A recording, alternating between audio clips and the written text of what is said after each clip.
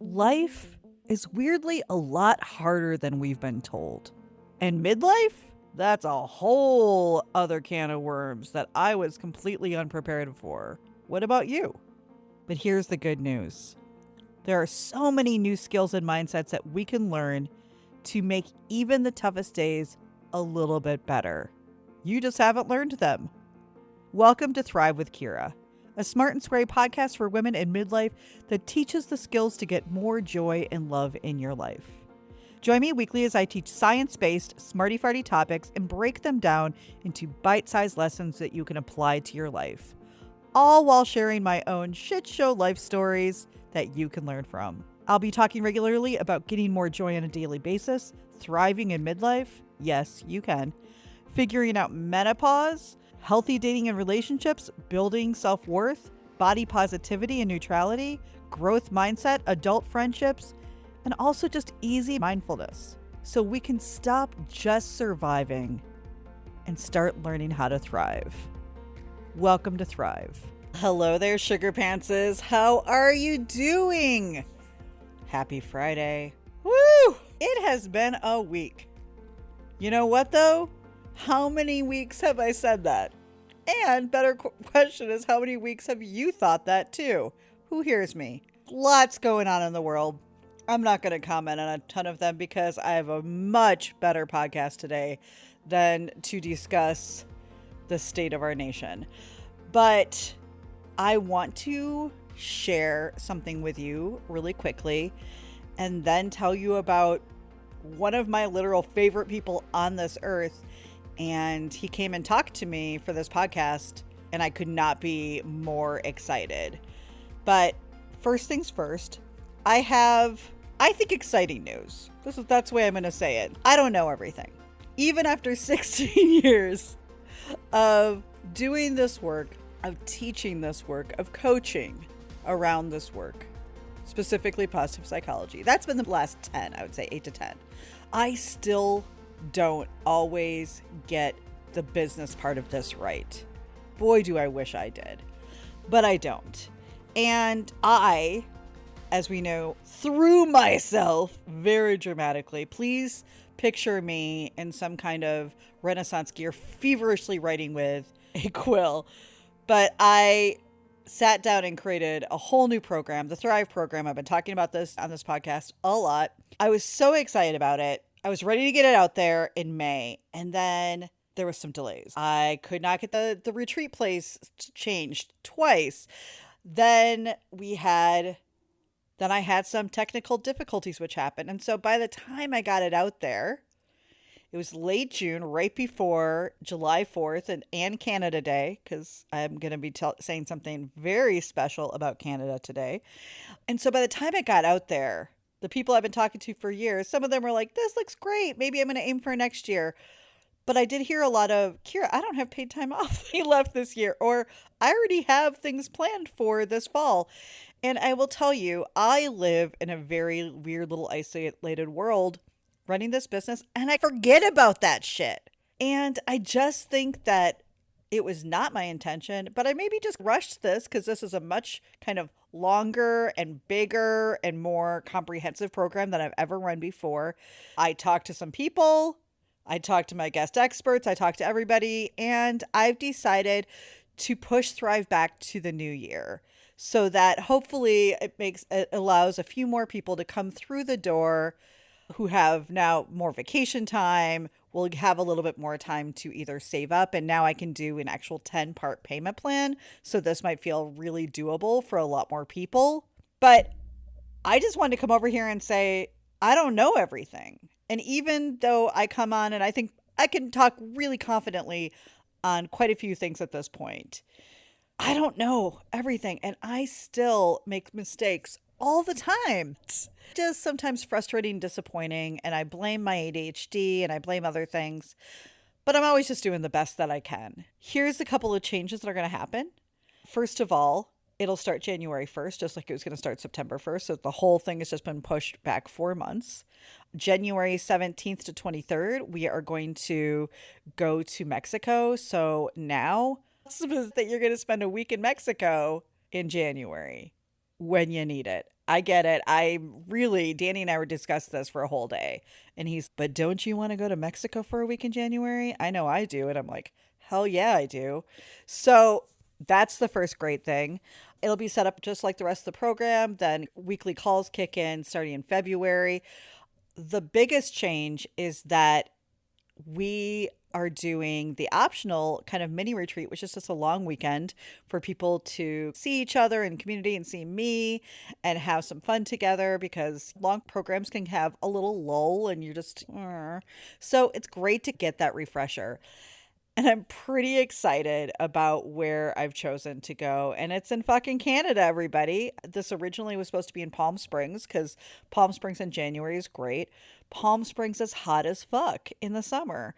And as a 51-year-old woman with perimenopause, I don't want to be hot as fuck anymore. So we are going to, I literally just put my hand up to my mouth. I'm fucking ridiculous. We're going to Quebec City, everybody, and I'm so fucking excited. Have you guys ever been to Quebec City? I did on cruise ships. I got to do a really cool run when I worked for Holland America Line, and I took it for one reason and one reason alone. And I feel like the fellow maybe Gen Xers, some millennials, but I feel like this is hardcore Gen X because it came out, I want to say 86, 85, but 4 words. Anne of Green Gables. That's right. I took actually a whole 6-month contract when I worked on cruise ships just to do 6 weeks of a run going from Boston to Montreal so I could go to see Prince Edward Island. But one of the little surprise gems of that, and I actually enjoyed a lot of the stops that we went to. I thought Nova Scotia is adorable, and I think Montreal is a super cool city. We got to go to Maine, so it was a really fun run. I wasn't expecting it, but it really was. I'm getting to the point here. But there was this little gem that became my favorite weekly place to get off, wander around, stop in the coffee shops. It's got this old section that's all old buildings, and it's just shops and the cutest fucking thing in the whole wide world. And it's Quebec City. And if you haven't been there, it's the capital of the province of Quebec. Am I impressing my Canadian listeners? Because I'm really trying here.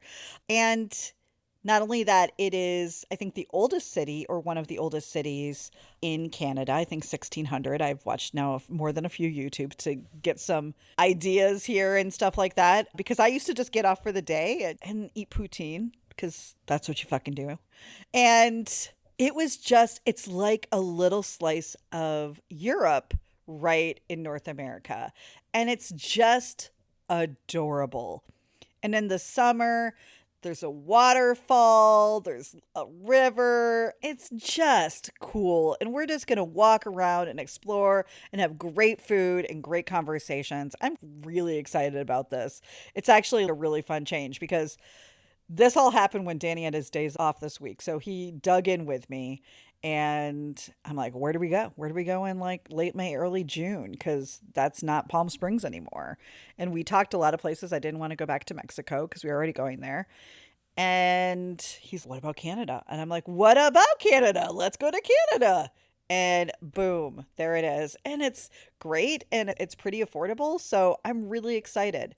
Anyway, I'm not going to go all into it, but I did want to say that there are some changes, and I think it might loosen up for some people with budgets as well as timing so that you can join me. I really encourage you to go check it out, thrivewithkira.com. At least look through it. Share it with people. Yes, it's pricey, but the value is fucking there. I can't even say it. And the transformation and the life changes there if you need to work on your self-worth. Because there's going to be such 9 months of self-worth work. I'm not even joking. 9 months. It's going to start from the beginning. And it's also going to start from the beginning of just emotional regulation and feeling better and all of this stuff. It's going to be so great. And we just get to spend 9 months together. And I just reminded somebody today, you get to contact me every day. Like, within reason, of course. But Monday through Friday, you get access to me, my brain. So if you're dating, that's cool. You have access to my brain. All my dating information is still in there. I'm just not talking about right now on this podcast. So, anyway, I hope you check it out. Even if it's not for you this year, let me know. I'll get you on the list so that you're first to know for next year. And please share it with your friends because I know we've already got a couple people. Luckily, we're able to move to January. But I know that there is, for 10 more women out there, this is going to be the right match for them. So I'm asking a favor. If it's not for you, that's cool, but share it with other people because I know there are so many women in midlife who are just really struggling right now, and this work can change their lives. And you don't have to take just my word for it. And that's exactly part of the reason I brought my friend Rob Mack on. So let me introduce Rob Mack. Rob Mack, I have known him now for 15 years. I've known him longer than I've known Danny. He and I were supposed to do a singles cruise together as experts. And the person who was putting it together flaked on it. And we were like, bummer, but we stayed in touch and we became great friends. And throughout the years, I have had some of the best. Does everybody have a friend like this? If you don't, I think it's worth seeking out. Just sit down and have the best, deepest, smartest conversations about life, about relationships, about the world and what's happening and why it's happening and everything else. And I've always thought of him as a bit of a Yoda, a little bit of a Buddha. He just sees the world from a different perspective compared to most, including myself. I'm there sometimes, but not all the time, because there's certainly been a lot of swear words out of my mouth about our world. So I'm not perfect, but he was the one who told me about positive psychology. Call that I reference here that we did in 2011 changed my trajectory. It absolutely did. When I talked to him and started talking to him more about happiness, about positive psychology, like my mind was blown. The science, the research, like what they were saying, and it changed my life. And it made what's already hard in this time just easier because I know how to cope. I know how to get through shit. I know how to talk to people about what I'm going through. I know how to take care of myself and set boundaries with people on where my energy levels are. This work is a beautiful gift to not only ourselves, but to everybody in our lives. And for all of the moms out there, learning mindfulness, learning meditation, self-worth, learning self-compassion, understanding all of it, and not just in your head, but in your body and through your voice, through your actual skills and mindsets and what you do and how you say, that is a beautiful fucking gift for your kids. I'm just throwing that out there. But Rob Mack is here. He's in the program. He's in all of my programs. He's so fucking nice that he comes and talks in every one of my programs. He's always a program favorite, more than me some of the times, which I've had to work through. But without further ado, meet Rob Mack. And I think you're going to love this conversation as much as I do. Okay, everybody, meet my favorite fucking person next to Danny, probably. And he even knows this, Rob Mack. Thank you for coming, Rob. Thanks so much for having me. You know I love talking to you here. And I will be honest, everybody, this will be different than any other guest podcast because Rob and I know each other quite well, but we love to go deep quickly. We do. But we're ready to break down what the fuck is wrong with the world right now, why we're all so unhappy. And Rob and I both have a secret or a key that nobody else seems to know about, or like 90% of our population doesn't seem to know about. And the reason that I got into positive psychology is because in 2011, I remember the day, in 2011, you and I did a group call for one of my programs back then. And you told me that 10% of our happiness comes from external. Yes. And I was like, sat there for the rest of that call or maybe the rest of the week and went, what? And so I wanted to bring him on. I wanted both of us to have a conversation about what we see happening with people right now. And then what are some of the things we can actually do about it? Because we can't control the world. We can't control our neighbor. We can't control so many people around us. But there are things we can control and things that we can do. And that's what we're going to talk about. I'm blown away. You remember 2011. Can't remember Not yesterday. much. Not much. That's how mind-blowing my calls are always with you. I actually have moments in my mind of even just you and I on phone calls and like where I am in that moment because you said something so profound that Ooh, it changed my life. that That's feeling the is kind of so person. mutual, Kira. I really appreciate you saying that. Thank you. And I have to reciprocate that because I've had the most impactful conversations with you ever, and I have them consistently. And I always walk away with shivers like, wow, that's exactly what I needed to hear on that exact day, that exact time from you, especially from you, because you're able to say things in a way that nobody else does. Let me tell you why I love to hang out with Rob Mack, besides he's like the smartest person I know, is because you're such a fucking kind and complimentary and giving person. It's so inspiring. Sometimes I say to myself, what would Rob Mack do in this moment? What would Rob Mack say in this moment? Step outside of my own bias or my own bullshit and go, what's the bigger picture here? Mm.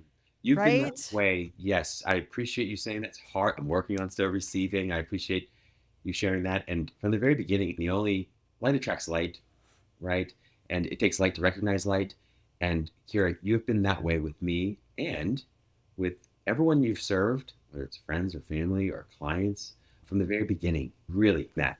So since the very first day we met, I think, in fact, one of the first conversations was about like how you could help me, and we were going to partner on it's a cruise or something, and it was fantastic Mm-hmm. from the very first moment. So thanks for saying that, and also you couldn't recognize that unless you were All right. See, I really just bring people on to make me feel good about myself. that. That's Ego what this stroke. is. That's what this is. But so Rob has been talking about, Rob has his master's in applied positive psychology. He wrote the book Happiness from the Inside Out and has written, you are so prolific in your writing. I cannot get even a blog out anymore, an article out anymore. I'm over it. This is my medium. But I think we are struggling almost more than ever. And maybe that is just a perspective that's not even a realistic perspective. But what are you seeing, Rob? What are you seeing, particularly in the American culture, or just you can't go online without seeing just anger and sadness and fear and so many emotions right now, and Yeah. everybody believing that what they think is the right way and the only right way. Yeah, you nailed it. People are looking for happiness in all the wrong places. They're looking for love in all the wrong places. Yep. We've all been guilty of that. I've been the most guilty. That's why I do the work that I do. That's number one. And there are different expressions and manifestations of that. People are overwhelmed, and they're Mm-hmm. overwhelmed with a lot of external things and stimuli and pieces of information, news updates and concerns and things they should worry about, all coming at them. And most of us haven't been taught how to process any or all of that information as quickly as it's coming in. We don't know Oh, what to for do with sure. it, right? And so we become increasingly focused on uncontrollable things and therefore don't focus on the few things that are controllable. And the more we do that, the more we outsource our power and our peace and our happiness and our love.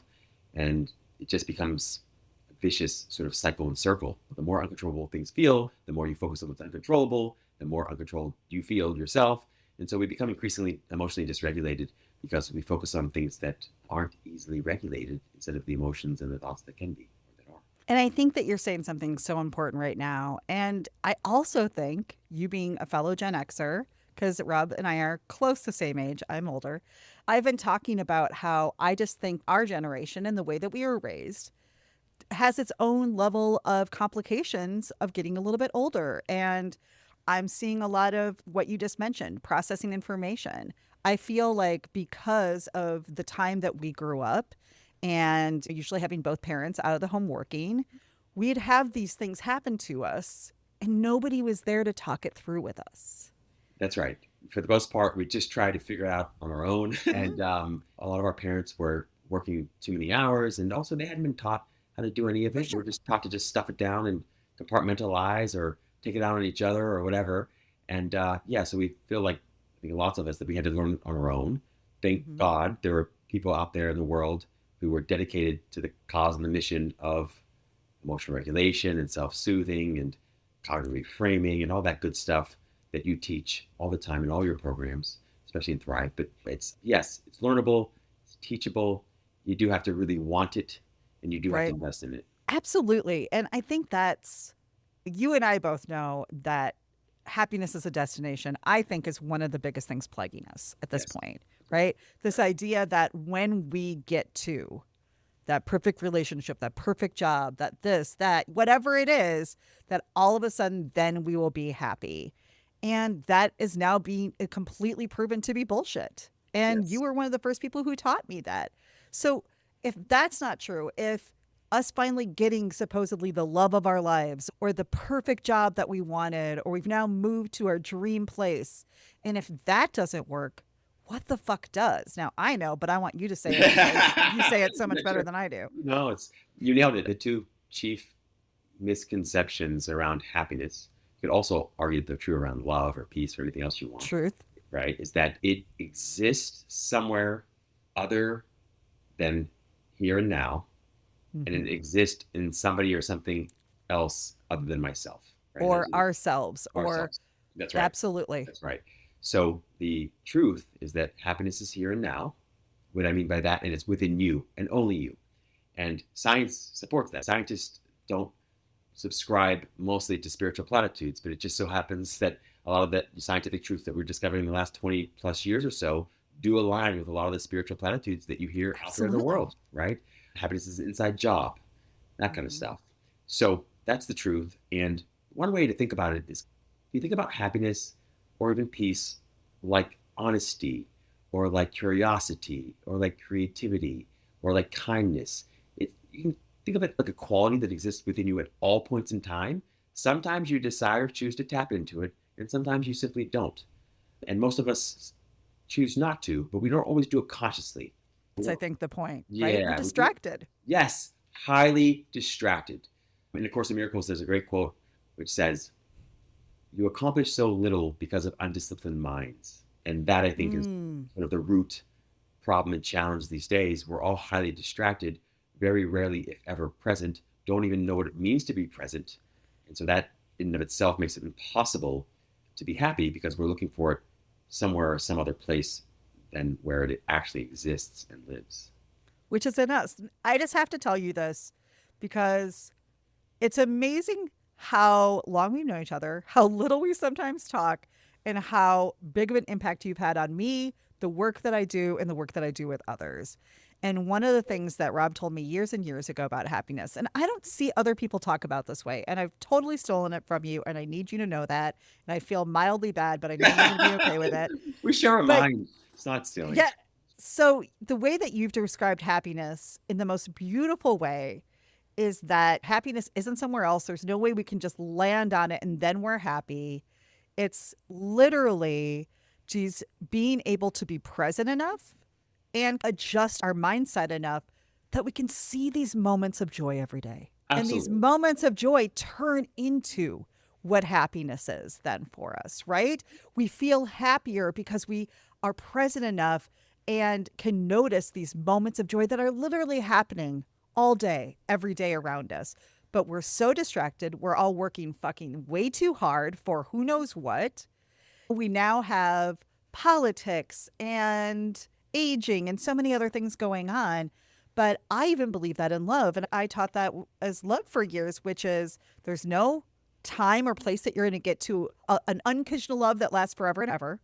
Instead, you have to be connected enough, vulnerable enough, trusting enough that you can feel your moments of love with your partner at any time. So that turns into a long term loving relationship. Absolutely. We're basically changing the world right here, right now on this fucking podcast. Right. I feel if people just believed in those two ideas and applied them, we would have a completely different world. Yeah. Could you repeat those again? Repeat them again because I want to hear them again. Do Yeah. you really? Yeah, I do, genuinely. Okay. Yeah. Yeah. Well, Do you not say this and I've just made it up all these no, years but and I it like to to you? hear I like to hear the way you say it because it's different from the way I say it. There's a particular Kira Saban spin on it that I think is powerful. Does it have the word fuck in it? Is that the Kira Probably. Saban spin? Yeah. Probably. Otherwise, I wouldn't. The patent that you've got on it. Yes. But this is the way I say it, that for joy, there is no happiness, there is no destination. But what we do is we get present enough. So we are noticing things. We're noticing when we go outside that beautiful tree that is now the leaves are turning. And we're noticing that kind moment that happened that maybe we would have missed. So you have to be present enough, and you have to also just have your perspectives in alignment enough. So we don't see everything through constant thinking traps or biases that make us feel like shit. Those are the two things for me that can really help us notice those moments of joy. And those moments Absolutely. of joy is connected equals happiness on some Absolutely. level. And the Absolutely. same thing is with love. Yeah, absolutely. Happiness is presence. And this is also innocence. So sometimes people say ignorance is bliss. We're not saying that. We're saying innocence is bliss. Ignorance is not knowing you're ignorant. Innocent is knowing you're ignorant. That there may be a few things that you think you know, and lo and behold, you wait long enough, you'll probably be wrong about even those things. And so Yep. it's learning to look at life and people and experience life and people without interpretation, without evaluation, without judgment, and without all of this commentary and obsessive compulsive thinking that pollutes every single present Mm. moment and projects happiness into the past or the future, and therefore causes you to chase a horizon that you will never ever reach. So happiness is presence. Another word for presence is innocence. Another word for innocence is awareness or consciousness, but it's unconditioned consciousness. It's thoughtless, wordless awareness. It's pure presence, right? So it's like looking at life through the eyes of a child. That's why we loved being kids. That those moments when we could just sit on the on a beach, or we could just sit with our little puppy, and we had no thoughts, no abstract thoughts, no that prefrontal cortex wasn't all lit up, it wasn't even fully developed yet. You could just enjoy a shower for its own sake. You can just enjoy holding somebody's hand for its own sake. No thoughts about whether the relationship was going to last. No thoughts about whether the mortgage was going to get paid or the car payment was going to get paid. Just that moment, fully immersed in the moment. And that's also a way you can have little disagreements with friends, and 5 minutes later, be best friends again. Would be enemies for 30 seconds, and then best friends again. Because you didn't get locked up and lost in a mind and in thinking consistently convinced you that everything you wanted was somewhere else and some time else. Yes. Do you agree? Because this is a major blanket statement, but I think that you and I both agree on this that really joy, which is my favorite word, honestly, over happiness, because I just think something about joy is so amazing and precious. And sometimes we have a hard time remembering a time where we were really happy for a long time, but we all can remember a moment that we felt joyful recently. And that has to be in the present. It doesn't exist in the future and it can't exist in the past. And we can have a nice memory or moment, but you're still in That's that right. moment having that memory. That's right. But we keep looking for happiness in everything else but us because shit, how hard is it that first time you find out that Yeah. happiness is in you? Oh my God. The first time I found out, I was like, Yeah. are Yeah. you kidding me? Like, I have to be in charge of Yeah. that's the worst. Well, that's it right there. You hit it, which is that if you're responsible for your own happiness, it means you're also responsible for your own unhappiness, right? And Mm. it's easier and more seductive to blame other people or things for your unhappiness or for your distress or your anxiety or your overwhelm or your depression. It's easier and it's understandable. It's just not helpful and it's not enjoyable.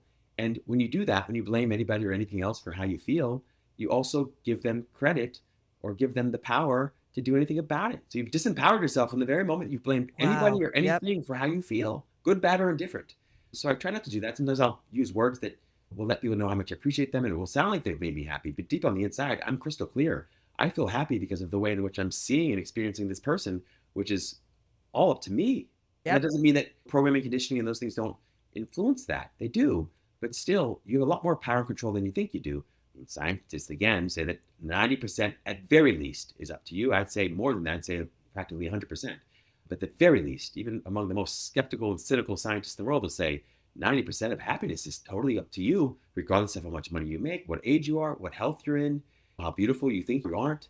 This is something you can have an experience of every moment of every day. In fact, they'd say that you do have an experience of it. It's just that sometimes you're aware of that experience of it, and sometimes you're not. And I think most of us aren't because we are really working from that automatic system in our brain that just pushes us through the day every day. And I'm really sad. I spend plenty of time on social media just because I'm posting things and I'm seeing what else is out there and for my own entertainment.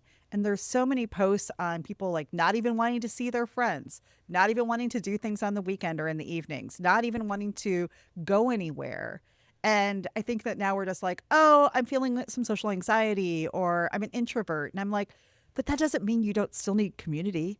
that doesn't mean that we still don't need things in our life that fill us up and give back. And I think that we are exhausting ourselves because we don't know these things to the point where we don't even do things that make us happy anymore. Yeah, it's true. We do increasingly live in a victim society. Yeah, we do. Let's talk about Yeah. it. We live in a society. It's not fun to say. People don't want to hear it.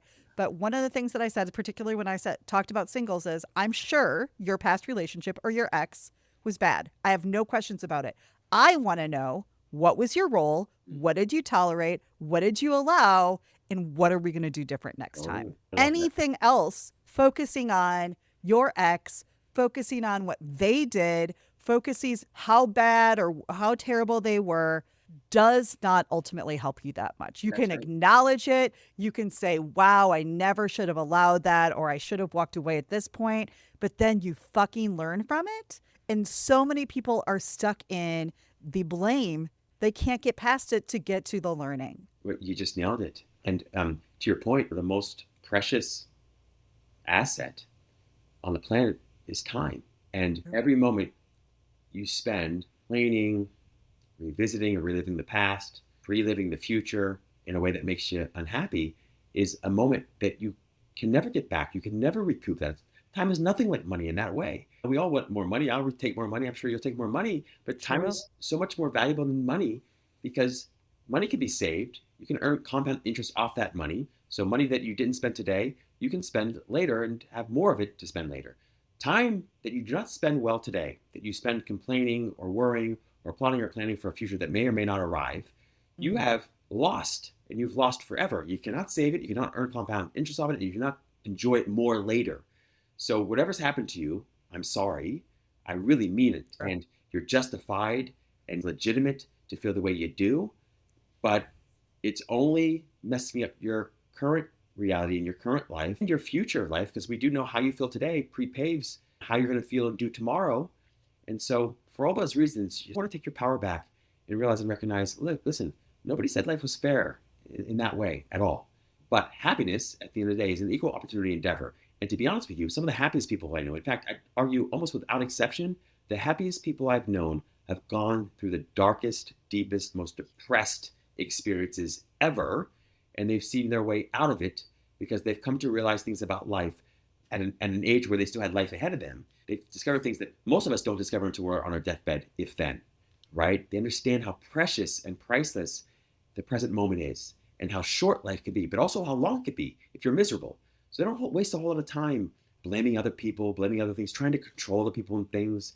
Sure, politics matter, your parents matter, but also not that much. It doesn't matter that much. Do what you can to enjoy your life before it's over. Really look where we're putting our focus, where we're putting our time. Because truly, where we put our focus and our time is what we're going to keep creating. Yes. You and I know that. And it sounds like this frou-frou, woo-woo, whatever. This is now scientifically proven that energetically and honestly just what we are constantly thinking about, we are going to keep creating over and over. And listen, I used to be the greatest advocate of complaining and telling it how it is and focusing on things that I thought were wrong and fighting the good fight. And I've learned there's a better way. We don't realize it, but even when we think we're up to something good, but we're coming from a place of desperation or neediness or frustration or unhappiness, Or we fear. float that very well-intentioned effort with all of that energy. And before long, we wonder, how come people aren't joining my cause? Or how come people aren't getting on board? Or why do people continue to fight with me, even though I'm all about peace or whatever? But if you look closely, you discover you really haven't done a whole lot except say you're about peace while you continue to focus on stress or anxiety or overwhelm or frustration. And so it does require some practice. It's always helpful to lean into and leverage experts everywhere you can. If you can get in a group or a community with people that are of like mind. Like the Thrive program? There Is you that go, what you're yes. thinking? Where Rob is going to be teaching at least once and probably more because everybody loves access to his brain because, I don't know, it's the smartest brain I know. Well, we share that brain because I feel that way about you, Kira. Every time I talk to you, I'm blown away. And not just about these things, but about business-related things and personal life stuff. So yeah, Kira, I think you've absolutely nailed it. The way I think about unhappiness is just unwanted thought. We can say a lot of stuff about it. It's just unwanted thought. And we're always going to have some thoughts here and there that are unwanted. And the question is, what do you do with those thoughts? Can you observe them and let them go? Do you become convinced of whatever they're telling you is true, and then you Mm. lean in harder, and then you try to fight them, or you try to do something about whatever it is that they're convincing you is so wrong in the world.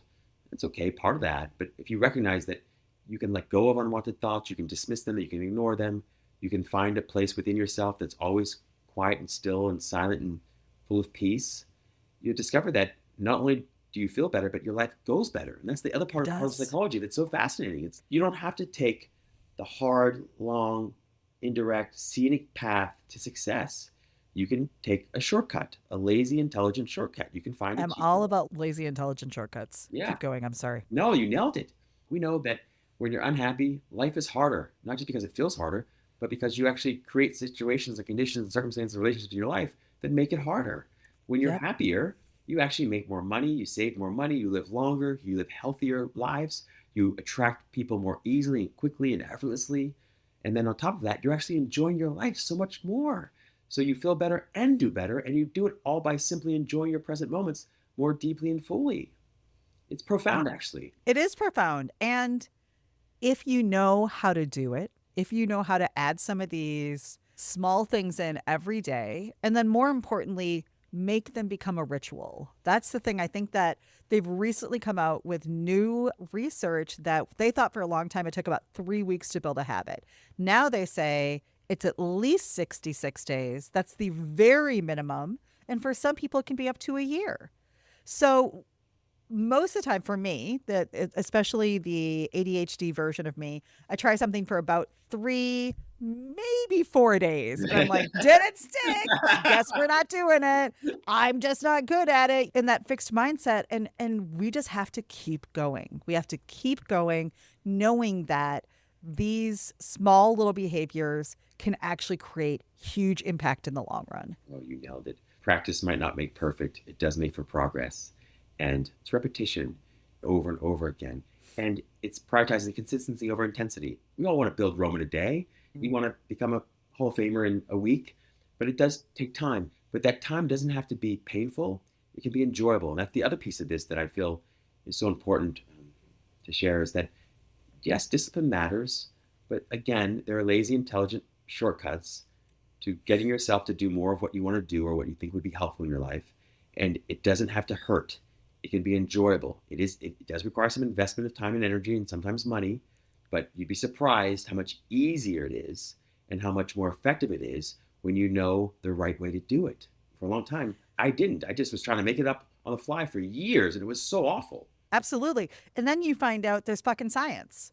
But it wasn't around when we were kids. So to me, I keep looking at all of these people, not just women, but people our age, and they're struggling so hard.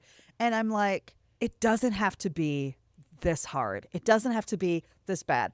But there's going to be some things you have to learn. There's some things that you're going to have to put into your life that feel not intuitive in some ways because we've been taught so many weird ass things You're, along the way. we And mistake so, intuition with familiarity. It's yep. not familiar, and then we think it's not intuitive. But no, it's quite the opposite. We've been taught a familiar way of doing things that is counterintuitive itself. Yes. And attraction is mostly a familiarity. And people don't know that or recognize that. Wayne Dyer tells a story that speaks to that poignantly. He used to tell a story because he grew up in foster homes. And I don't know if I knew that. yeah, I grew up in foster homes. And he said, as he got older, he started noticing there'd be like these little babies that were abused by their parents, really sad and disturbing. And he said, but when they tried to take this abused child away from their maternal father or mother or whomever, child caretaker, the little baby would scream at the top of its lungs. Like it was, of course it did, because it was the familiarity. It was so scary to step into this new space where you could be treated better and healthier and happier and have a happier life. But the familiarity, it's so sticky.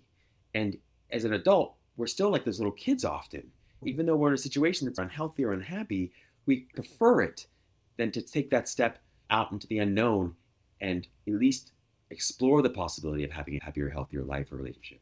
And I do have to, while you're here, have you, because this was the other thing off of that first call that we did that I was like, I'm sorry, what? And I remember that you telling me, because I think that particularly in the States, we get really caught up on financial success. owning things, owning a nice house, owning a nice car, and not just because we want to enjoy them, because of how it also looks externally.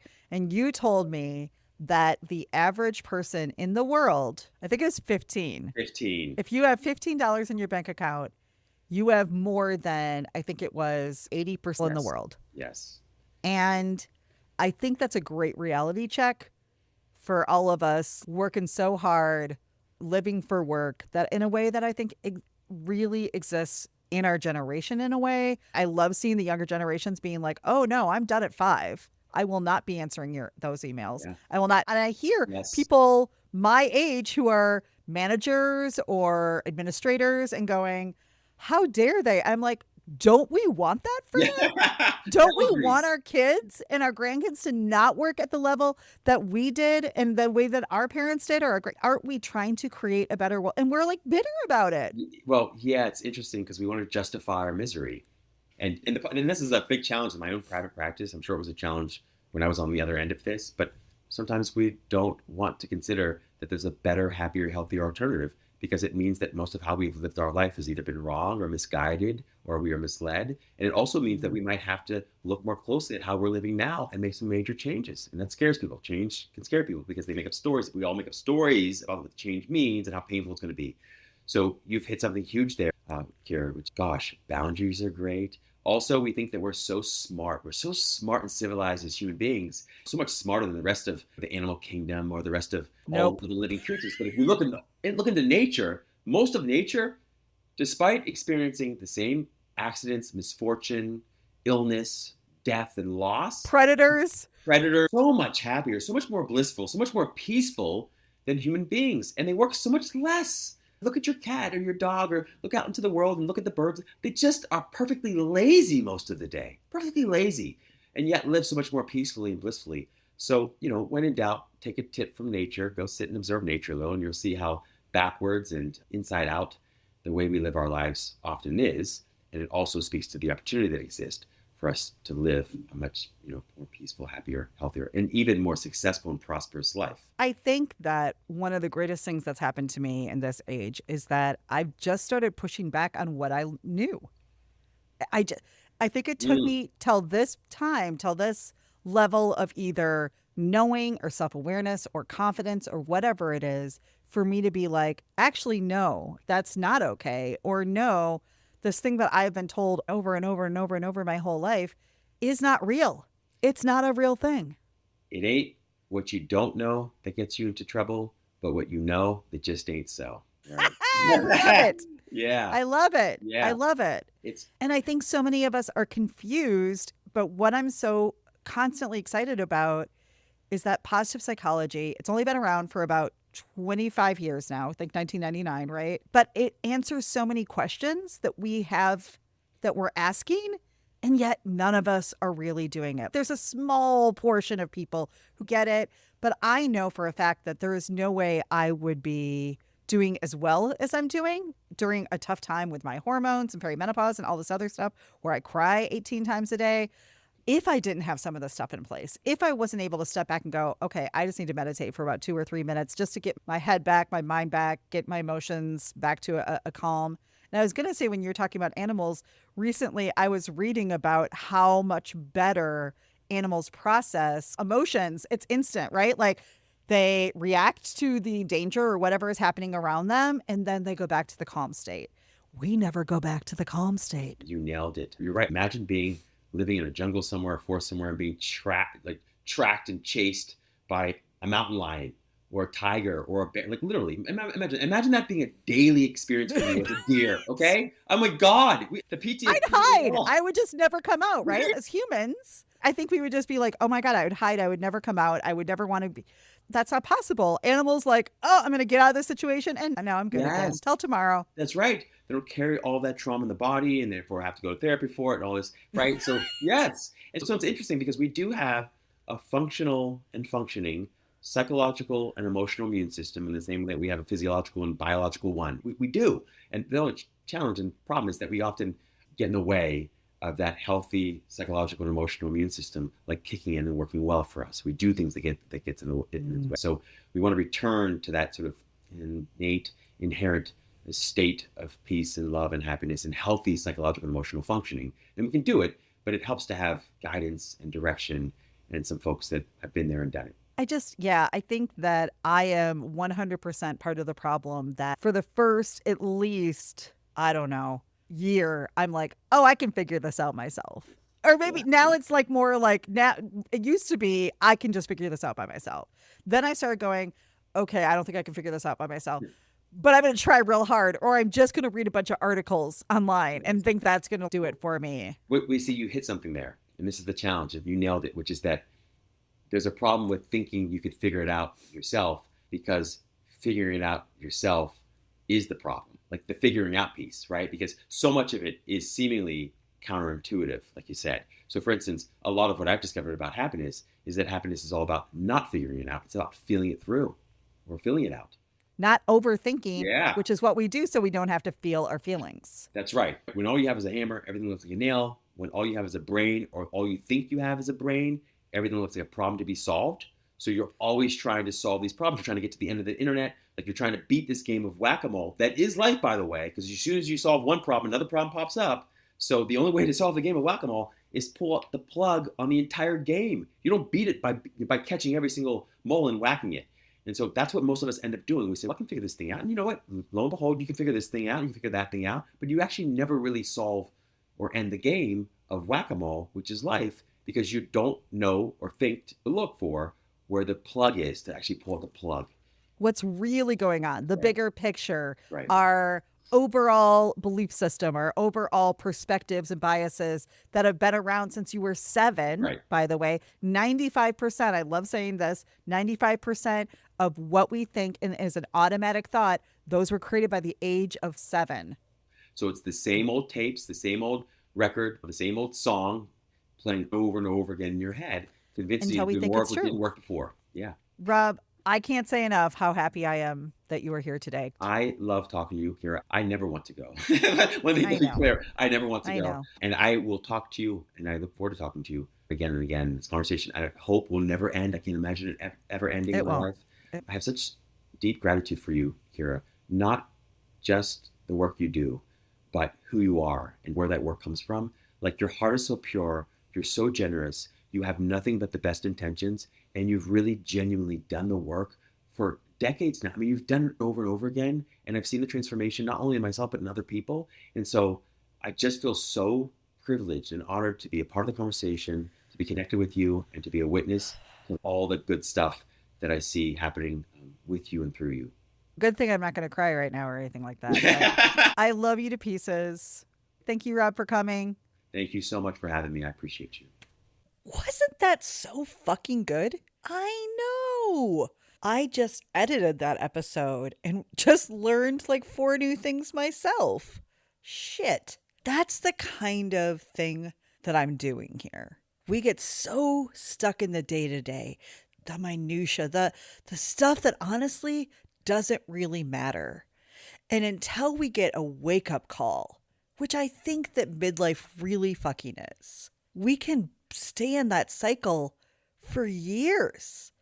I think sometimes decades, where we don't ever lift up our heads and go, am I happy? Is this it? And is this all I'm going to be or do? I'm starting to feel, I'm so fucking excited about this program. And I'm starting to feel like this next chapter might be even better than the last one. And I think one of the hardest things about turning 50, and I'm going to say as a woman, but maybe this is not just as a woman, is that it is bored into our brain that as we age, our worth in this society goes away. And so starting sometimes in our 30s or maybe our 40s, and maybe we're really, really trying to fight it, there's this realization that what I've been told matters about me, how I look, my birthing area, and the fact that I can reproduce, all that shit is going away. But something about the conversations I'm having, and by the way, Rob is my first, but I plan on talking to a bunch of other people about how we just do life better, how we start adding in little things that can actually make it better. Because it's real and we're not doing it. And you're probably beating yourself up over it.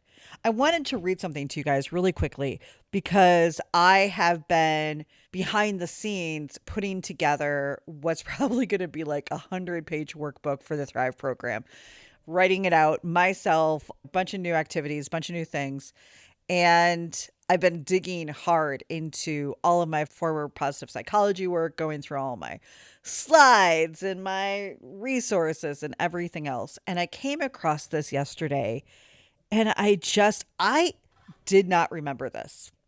Hands down, did not remember this, or I would have been shouting this from the mountaintops for the last 7 or 8 years since I started working in positive psychology. But they actually did a test of severely depressed patients randomly assigned to either positive psychology infused with psychotherapy, therapy with positive psychology in it, or therapy as usual. And then they also took a group of equally depressed patients who went through therapy with an antidepressant. I don't think I'm saying this very well because it's written. You know how sometimes just academic and sciencey stuff is made harder than it seems to need to be? So saying this, they basically took 2 groups and they took 2 severely depressed groups, and one of them did therapy with positive psychology and the other one did therapy with antidepressants. And by the way, I'm on an antidepressant. I would never tell people to go off antidepressants. I would never tell you to do something like that. However, what I think is very interesting is that a year later, positive psychology relieved depressive symptoms on all outcome measures better than just therapy by itself and better than therapy with drugs 1 year later. That's why I'm saying this is the next step after therapy. And if you're in therapy, and by the way, talk to your therapist about it. Do you think I'm ready to learn some of this stuff? Because if they say no, maybe next year. But this is real. These things are fucking real. And the craziest thing is that when I realized that depression was not just this thing that I had forever and was never going to really go away unless I somehow medicated it, and I realized there were little things I could do that could just lift me up a little bit, even on my toughest days. It matters. It fucking matters. But back to being told and watching society tell me that my worth is diminishing. And I don't think it's the same story we're saying to men. Now, we're saying a lot of other shitty things to men. But I don't fucking care if they think my worth is diminishing. Because the only fucking person who can give me worth is me. And they don't get my worth. They don't get to tell me when I am worthy. They don't get to tell me when my time is over or done. I am just getting started. I am just getting started to put myself out there and change as many lives. Because I'm fucking worried about us. Part of me 6 months ago thought about getting a job. I started looking at jobs online and I would cry every night to Danny. Oh, guys, it was so rough. Because I'm like, I just love this so much and I'm really fucking good at it. I don't want to give this up yet. And there's so much more work to be done. But I pulled myself through. Here I am. And I'm just getting started. I hope you're just getting started with me. Whatever your age, whatever your gender. If you don't like your life, you can change it. And you don't have to upheaval the whole fucking thing. You don't need to leave your relationship. You need to leave your job. You don't need to move to France. You just might need a different perspective, some different mindsets, and some skills to make this all a little bit easier. That's what I'm doing here. All right, guys. Well, I already have 3 more episodes in the can that'll probably be coming out over the next week or so. If you're ready in 2025, who thinks that seems weird? Wow.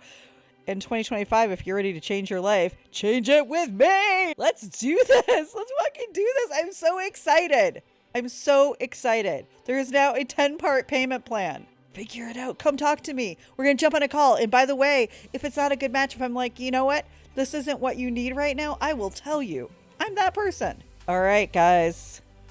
That's it for today. If you liked this, please subscribe. I don't always put things out weekly. Sometimes I put things out 3 times a week. Sometimes I'll have a week and a half to 2 weeks in between. So subscribe so you know exactly when things go live. Finally, if you really love it, please leave a review. Whether it's just some stars on Apple or Spotify, or really writing down what you are learning and loving about this podcast. I read every single one. They fucking make my day. You are the wind beneath my wings. And it helps get it out there. Because honestly, as much as I can say this, for as much feedback I get about this podcast, which is a lot, and most of it all very positive, except for the people who don't like my swearing and don't fucking care. Even if you never share this with another person, by you writing an anonymous review, that lets other people know this might be something that they want to check out. All right, guys. I'm actually probably going to be back in a few days with one of my guests to talk about perimenopause, to talk about emotional regulation, to talk about some of these things a little more deeply so we can learn what to do and then how to apply. I'll see you soon.